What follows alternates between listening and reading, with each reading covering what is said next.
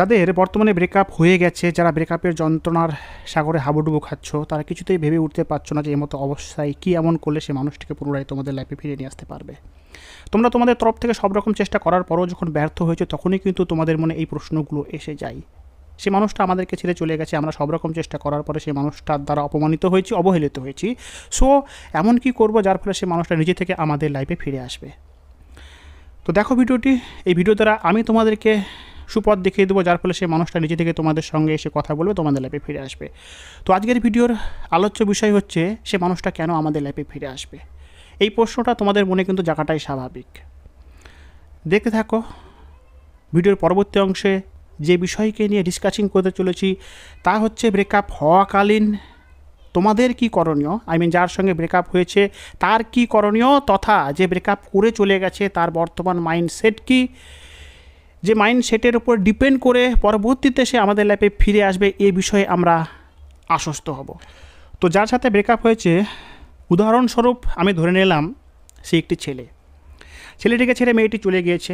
এবার ব্রেকআপ হওয়াকালীন ছেলেরা যেগুলো করে থাকে, মেয়েটির বাড়ির কাছে গিয়ে দাঁড়িয়ে থাকে তাকে এক নজর দেখার জন্য, তার সঙ্গে কথা বলার জন্য, তাকে বোঝানোর জন্য, কান্নাকাটি করে, মদ্যপান করে, ঘরে একাকী বসে থাকে, বন্ধুদের সঙ্গে মেলামেশা করা ছেড়ে দেয়, অনেকে তো আত্মহত্যা করারও চেষ্টা করে।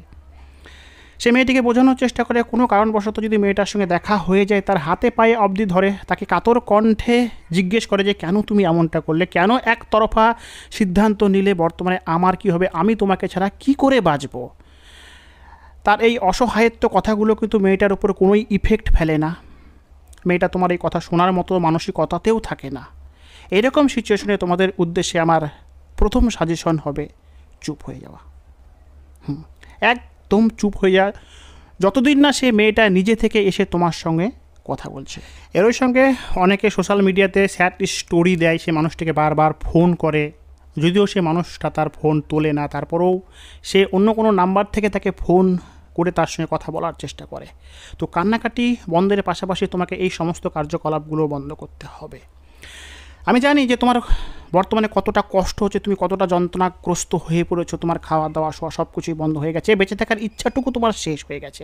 বাট একটা কথা সর্বদাই খেয়াল রাখবে, যদি তুমি চাও তোমার এক্স তোমার লাইফে ফিরে আসুক, সে তোমাকে সম্মান করুক, তবে তোমাকে আমার বলা কথাগুলোকে দাঁতে দাঁত কামড়ে মেনে চলতে হবে। তো তোমার তরফের যে সেকেন্ড কাজ সেটি হচ্ছে কি,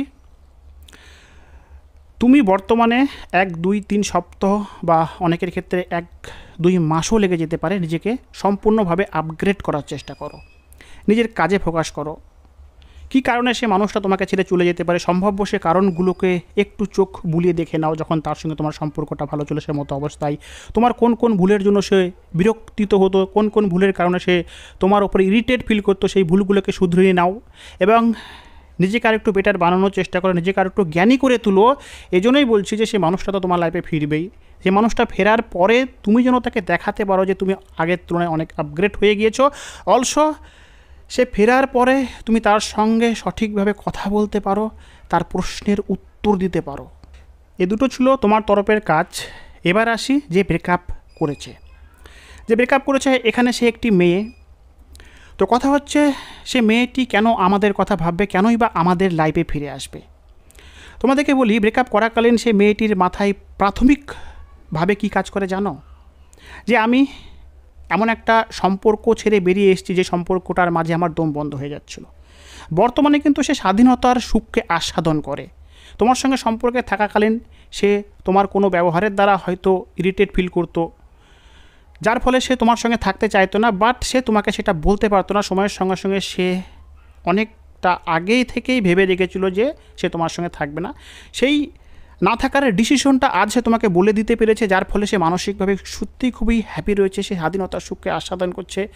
সে তোমার কথা একটুকু ভাববে না, সে খোলা আকাশে পাখির মতো উড়ে বেড়াবে, বন্ধুদের সঙ্গে ঘোরাফেরা করবে, নাচ গান করবে, পার্টি করবে, ভালো মন্দ খাওয়া দাওয়া করবে। এবার ভাবো, তার এই আনন্দময় সময়ে তুমি তাকে ফোন করে কেন সে তোমার লাইফ থেকে চলে গেছে, আমি তোমাকে ছাড়া থাকতে পারছি না ইত্যাদি এই জাতীয়গুলো কথা বলে কান্নাকাটি করো, সে কি তোমার এই কথাগুলো শোনার মতো মানসিকতাতে থাকে? তোমার আনন্দময় সময়ে যদি তোমাকে কেউ ফোন করে কান্নাকাটি করে, রিকোয়েস্ট করে, সেটা তোমার কি ভালো লাগবে? নিশ্চয় না। অনুরূপভাবে বর্তমানে তার যে মন মানসিকতা, এই মন মানসিক অবস্থায় তুমি তাকে ফোন করে কান্নাকাটি করছো, রিকোয়েস্ট করছো, হাতে পায়ে ধরার কথা বলছো, সেগুলো কিন্তু তার ইরিটেট ফিল হবে। বাট মাথায় রাখবে, তার এই আনন্দময় সময়েরও কিন্তু একটা লিমিট আছে। একটা সময়ের পর যখন তুমি তোমার তরফ থেকে নিজেকে চুপ করিয়ে নেওয়ার ফলে সে মানুষটার প্রতি কোনোরূপ রিয়াকশান দেবে না, সে মানুষটা ভাবতে বাধ্য হবে যে কী এমন হলো, কই সে তো ফোন টোন করছে না, কই সে তো আর আমাকে ফিরে যাওয়ার জন্য রিকোয়েস্টও করছে না। যার ফলে কিন্তু তার মনে তোমাকে নিয়ে কিন্তু একটা কিউরিসিটির জন্ম নেবে। এই কিউরিসিটি থেকেই কিন্তু সে তোমার ব্যাপারে জানতে আগ্রহী হবে। সে ভাববে যে এমনটা কেন হলো, কেননা এমনটা তো হওয়া উচিত ছিল না। সে এটা আশা করেই রেখেছে যে সে চলে যাওয়ার পরে তুমি তাকে ফেরানোর জন্য কান্নাকাটি করতেই থাকবে, যেভাবে করেছিলে সে চলে যাওয়ার প্রাথমিক পর্যায়ে। বাট আজ আমাদের ভিডিও দ্বারা নিজেদেরকে নিয়ন্ত্রণ করে ফেলার ফলে কিন্তু সে একটা সময় পরে যখন তোমার লাইফে ফিরে তাকাবে, যখন তুমি নিজেকে স্টপ করে ফেলবে, সে অবাক হয়ে যাবে যে এমনটা তো আমি আশা করিনি, কেন সে এমনটা করলো, তার বর্তমান লাইফে কী চলছে। এই কিউরিসিটি থেকেই কিন্তু সে তোমার সোশ্যাল মিডিয়াতে তোমাকে চেক করতে শুরু করবে, তোমার হোয়াটসঅ্যাপ, ফেসবুক ইত্যাদিতে সে দেখবে যে তুমি কোনো স্যাড স্ট্যাটাস আপলোড করছো কিনা, তুমি কান্নাকাটি করছো কিনা, এ সমস্ত বিষয়ে কিন্তু সে রীতিমতো খোঁজ নেওয়া শুরু করবে। তার জীবনের যে আনন্দময় পর্যায়টি ছিল সেটা কিন্তু আস্তে আস্তে বদলাতে শুরু করেছে। সে কিন্তু নিজের প্রতি ফোকাসকে সরে এবার তোমার কথা ভাবতে শুরু করেছে। আর তুমি তোমার তরফ থেকে কী করেছো, আমাদের পরামর্শ মেনে সে মানুষটি তোমাকে ছেড়ে চলে যাওয়ার পর যা যা চাইছিল, স্পেস চাইছিল, তুমি তাকে স্পেস দিয়েছো। সে চাইছিল যেন তুমি তাকে আর ডিস্টার্ব না করো, তুমি তাকে ডিস্টার্বও করোনি, তাকে তার মতো স্বাধীনতার সুখকে আস্বাদন করতে দিয়েছো। যার ফলে সে মানুষটা ধীরে ধীরে তোমার কথা ভাবতে ভাবতে যখন সোশ্যাল মিডিয়ার সব সাইডে তোমার কোনো খোঁজ পাবে না, তখন কিন্তু তার মনে ভয় জাগতে শুরু করবে। এই ভয়টা জাগার কারণই হচ্ছে সে এটা ভাববে যে আমি যে ডিসিশনটা নিয়েছিলাম সেটা কি ভুল নিয়েছিলাম, আমি কি তাকে হারিয়ে ফেললাম। কেননা সে ভালো করে জানতো তোমাকে ছেড়ে চলে যাওয়ার পরেও কিন্তু তুমি তার থাকবে। বাট বর্তমান তোমার ব্যবহার কিন্তু সে মানুষটিকে ভাবাতে বাধ্য করাচ্ছে। আর তার এই কিউরিসিটির ফলেই তার মনে ভয় জন্মাতে শুরু করবে। আর সে যতই তোমাকে নিয়ে ভাববে ততই কিন্তু তোমার ভাবনার সাগরে ডুবে পড়বে। এখানে তোমাদেরকে একটু বলি, সাইকোলজিক্যাল ফ্যাক্ট অনুযায়ী ফেডিং ইফেক্ট বলে একটা কথা রয়েছে, যেখানে আমাদের ভালোবাসার মানুষগুলো বা আমার প্রিয় মানুষগুলো যখন আমাদের সঙ্গে থাকে তখন তাদের সঙ্গে থাকাকালীন আমরা কিন্তু তাদের বেশিরভাগই দোষগুলোকে দেখতে পারি।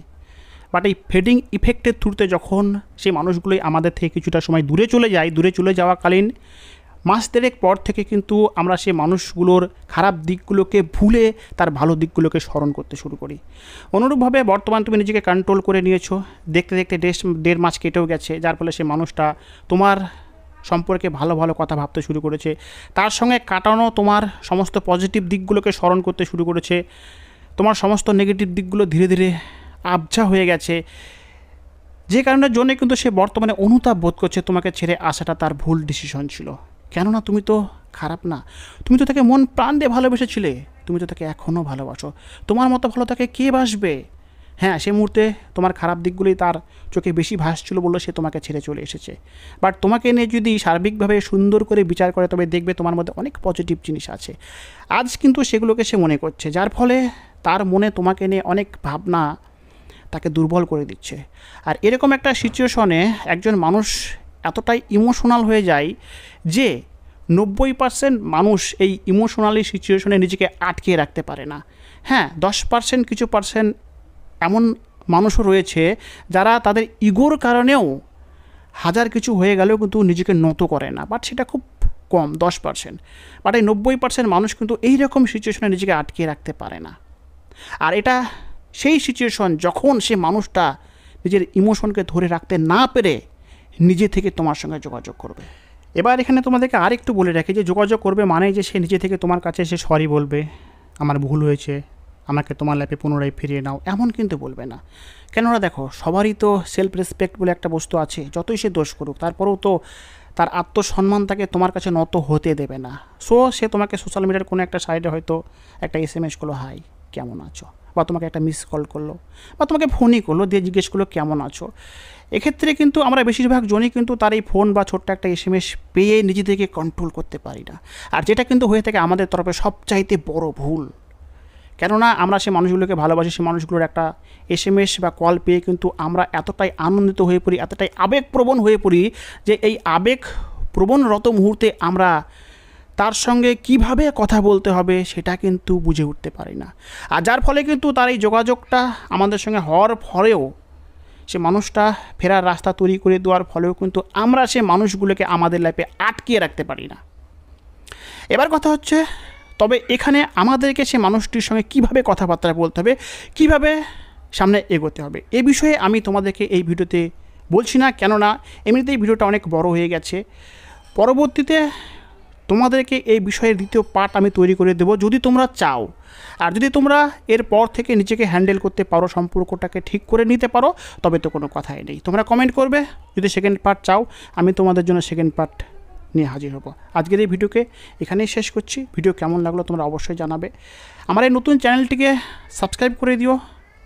পুরনো চ্যানেলে যারা আমার সঙ্গে অনেক দিন ধরে রয়েছো তাদেরকে আমার এই নতুন চ্যানেলে আমন্ত্রণ জানালাম, কেননা আমি আর পুরনো চ্যানেলে ভিডিও আপলোড করব না। সো আমার এই ইউটিউব পরিবারেও তোমরা আমার সঙ্গ দেবে এই আশা নেই। আজকের এই ভিডিও থেকে বিদায় নিচ্ছি। Bye bye.